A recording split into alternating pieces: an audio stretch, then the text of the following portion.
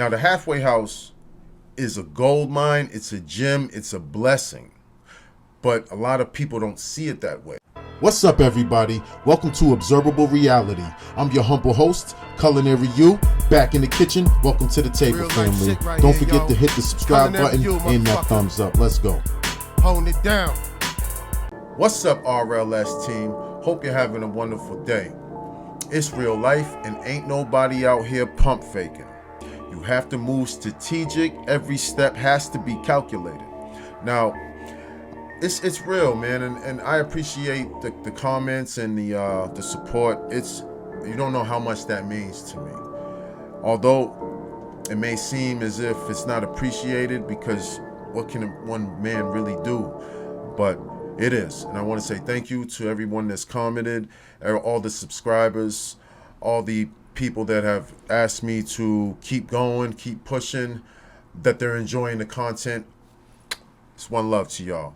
Water. But this video right here, I want to chop it up with y'all out there in the world, man, that are in halfway houses, in residential programs, whether it be fully male or unisex or whatever they call it, right? Like male ones, females. This is for everybody. Now, if you're struggling in there, now let me back up. See, a lot of times people do not have the capacity or the ability at the present moment to understand how important and how valuable a residential program is. This video, man, I want to send a special shout out to all of the subscribers, to everybody that has commented. My man CJ, my man Fort, Sarah, my man Muhammad, he's funny. Lena, interesting character. All of y'all, I appreciate you, man. It's real life, man. Gotta work this thing one day at a time. We find ourselves in places where it may seem like it may not feel like help, because help doesn't always feel like help. All right? And we perceive things as to where we're currently at in our life, or where our life has brought us in our current situation. We perceive things that way based on who you are. That's why we may see a halfway house or a residential program as a bad thing, or not necessarily something that we want to partake in or be involved in or live in, for that matter, right? But it's interesting, because I hope that my goal is to let you know that there is hope, and those programs are designed for levels of treatment. Okay, there's so many levels of treatment, and the way the treatment goes, and I'm gonna break it down to you like this. So this is where I'm at with it. This is where I'm at with it. This is how I like to give it up. All right, you go to school. They say school is the pipeline to prison, right? Boom, and then you go to prison. Boom, another number, right? You're a number now. Then when you get out, a lot of times you're on parole. A lot of times people that have these substance abuse issues, they have to go back into society, into a halfway house, because you're halfway to home. All right, you're halfway to home. So this halfway house is designed as a halfway. You ain't there yet. You don't know everything. You ain't got it. At this point, you don't know how serious the disease of addiction is, because you're only halfway there. Granted, what you did when you was in the street or locked up, now you're in the halfway house. Now you're here, and it does not necessarily feel like help. It doesn't feel like it, because you still have more restriction. You got somebody telling you what to do. You're a grown woman, you're a grown man, right? And you're still bound to the system. Just not the political system, the incarceration, the system. Nah, you in the system of the anarchy of drug abuse. It's serious. The addiction is being spread for reasons and no one's stopping it. So, halfway house, right? Doesn't necessarily feel good to be there.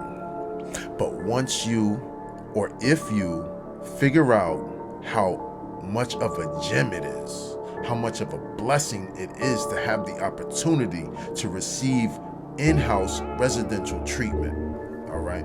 Now, the information that they provide for you is valid. It works if you work it, right? Everything. And it all starts with, nowadays, when you enter a treatment program, you cannot have a cell phone. And there's a reason for this, right? So, I know, you can't, how am I gonna give up my phone?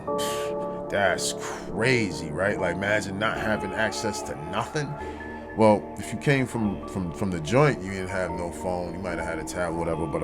But you know what I'm saying. But hear me out. Walk with me. Let me quarterback this for you. All right. Recovery. You're recovering from something. You're recovering from rebelling. You're recovering from a lifestyle. You didn't listen. We didn't listen. We all knew not to say no. Did I say not to say no? We all knew just say no. We knew that this was bad, but we did it anyways. So you lost something, being able to follow direction, having the ability to listen and follow instruction. We lost that by picking up. So what we must recover is the ability to listen to direction. And it all starts with that phone. When you enter a program and you lie, you steal, you cheat, you manipulate, you hide, all on that frequency. That's what you're doing when you enter a program with a cell phone breaking the rules. There's a rule that you broke a long time ago, don't do drugs. And you lost that. So now you have to recover. You come in to the program asking for help, looking for help with a lie. Because you come in lying and stealing time and energy, hiding that phone, manipulating people. And then, as we move on, what does the phone do? The phone distracts you from you, working on you. The people that are able to follow the rules to the T, those are the people that make it. That's why there's like a structure in prison. People that can follow the rules and know the rules. Because when you first go in, you don't really know. The first time you go in the joint, you only know what you saw on TV or the movies or whatever. But once you get in there, you see that it's a whole nother set of structures, a whole nother world. The rules are different in there. It's a different world. And if you never had the chance, or if you had the chance to see what that was like, you would understand what I'm saying. It's different. There's things that you don't know, that rules that you're breaking that you don't know you broke. Now you got to pay the consequence for it. So if you don't know that this phone is bringing a phone into a program when you're not supposed to have one from day one, if you don't know that this is breaking the one first rule off the rip, and you don't know that there's consequences down the line, those consequences may come 2 years from now, they may come 6 months, maybe 30, but it all starts there with being able to recover the ability to follow rules. That broken rule leads to more broken rules in a repetitive, consistent, negative frequency.